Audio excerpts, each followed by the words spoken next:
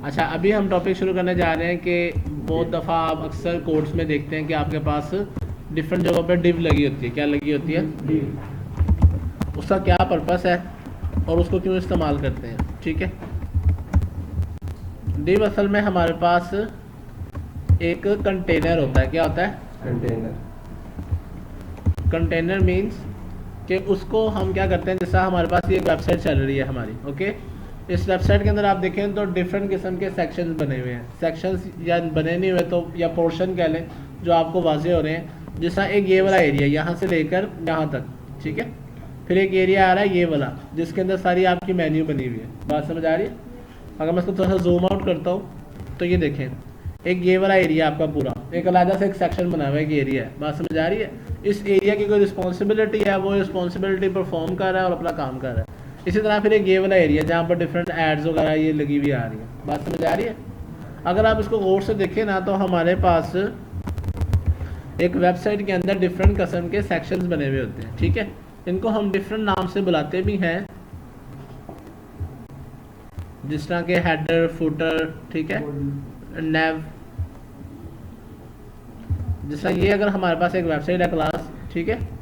अब उस वेबसाइट के अंदर हमारे पास डिफरेंट किस्म के सेक्शंस आ रहे होते हैं। एक ये हमारे पास एक नेव आ जाती है या मेन्यू आ जाती है, ठीक है। दूसरा आपके पास यहाँ पर एक नेविगेशन एरिया आ जाता है या सेक्शन आ जाता है, ठीक है। यानी कि ये आपके पास डिफरेंट किस्म के एरियाज आ रहे होते हैं। बात समझ आ रही है ना एक वेबसाइट के अंदर। अब हम क्या करते हैं, बजाय इन सबको एक साथ मैनेज करने के, इन सबको एक साथ अगर आप इन सबको मैनेज करोगे तो प्रॉब्लम क्या आएगा, आपको सबकी HTML CSS सारी एक साथ करेंगे तो वो एक टाइम पे आके वो इतना ज़्यादा डिफिकल्ट हो जाएगा उसको मैनेज करना, उसको समझना, कि आपको फिर वो समझ आना मुश्किल हो जाएगा। बात समझ आ रही है? उस चीज़ से बचने के लिए हम सबके अलग-अलग पोर्शन बना देते हैं, ठीक है। उस पोर्शंस को हम डिव में डिवाइड करते हैं। किसमें? डिव में डिवाइड करते हैं। अगर आपको मैं डिव की डेफिनेशन को देखते हैं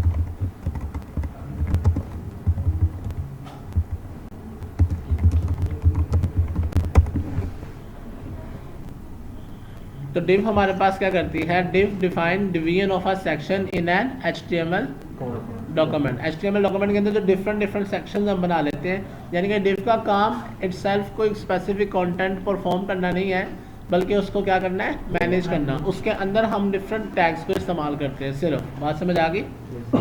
और डिव को आप कह लो डिवीजन। हम अपनी स्क्रीन की, अपनी वेबसाइट की डिफरेंट सेक्शन में क्या कर रहे होते हैं, डिवीजन्स कर रहे होते हैं। क्या कर रहे होते हैं? ये क्लियर हो गया? अब इसकी प्रैक्टिस देखते हैं। यहाँ पर आके मैंने डिव दी, ठीक है।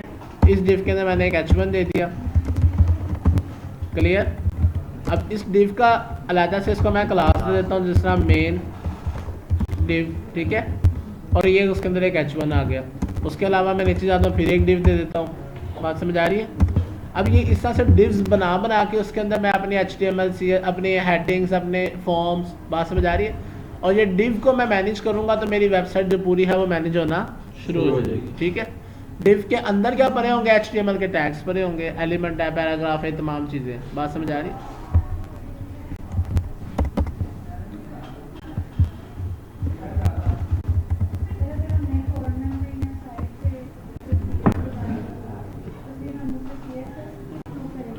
उसके लिए हमारा अगला टॉपिक आने वाला है फ्लोट का, उसके अंदर ये चीज़ें देखेंगे हम, ठीक है। फ्लोट के ज़रिए भी, फ्लैक्स के ज़रिए भी, ठीक है। अभी उसको थोड़ा सा पॉज कर लें, इसकी ज़रा आउटपुट देखें।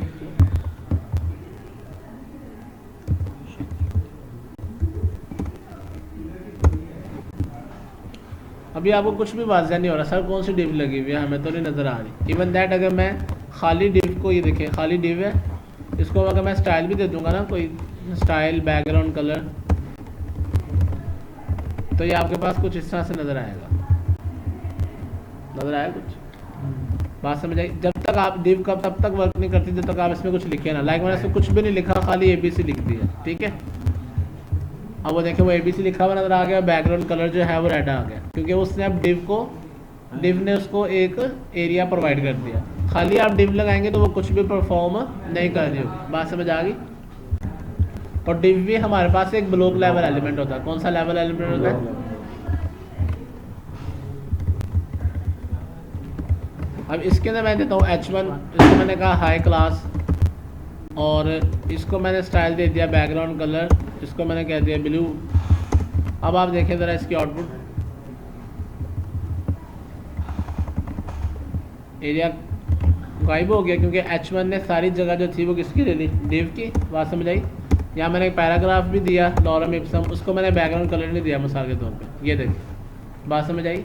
जो ऊपर H1 है उसको तो ब्लू मिल गया, पहले डिव ने तमाम जगह H1 ने ले ली थी, अभी मैंने पैराग्राफ दिया तो बैकग्राउंड रेड हो गया। लेकिन पहले तो डिव लगी हुई थी और नीचे क्यों? अभी भी डिव लगी हुई है और पैराग्राफ को मैंने डिव के अंदर रखा है ना, इस डिव को खत्म कर दिया, पैराग्राफ को मैंने डिव के अंदर रखा है। ये देखिए, बात समझ आ गई। ठीक है। अगर मैं इस डिव से बाहर निकाल दूंगा इसको, तो अब ये कुछ ऐसे परफॉर्म करेगा। हाँ जी, क्या क्वेश्चन है? सर ये div का साइज अगर हम देते जाएंगे तो खुद अगर हम उसमें डिव जो है वो रैप कंटेंट है, जितना उसमें कंटेंट होगा उसके हिसाब से अपने आप को रैप करती जाती है। जैसे ही मैंने इसके अंदर पैराग्राफ ये पकड़ा, इसको मैंने इसके अंदर रखा, इससे अपने आप को उसके हिसाब से मैनेज कर दिया। बात समझ आ गई। यानी कि डिव अभी ऊपर भी मौजूद है लेकिन वो उसकी वजह से नजर नहीं आ रही। डिव का एक सेक्शन के अंदर हम उसको यूज़ करते रहते हैं। क्लियर? ठीक। अच्छा, आगे जब आप पढ़ेंगे टॉपिक फ्लोट का या आगे जाके हम डिफरेंट असाइनमेंट्स इधर बैठ के जब लाइव बनाएंगे तब आपको डिव का कंसेप्ट और अच्छे से क्लियर हो जाएगा। अभी जो आप ईच टॉपिक के ऊपर डिस्कशन कर रहे होते हैं उसकी अच्छे से प्रैक्टिस करते जाएं। ठीक है क्लास? यस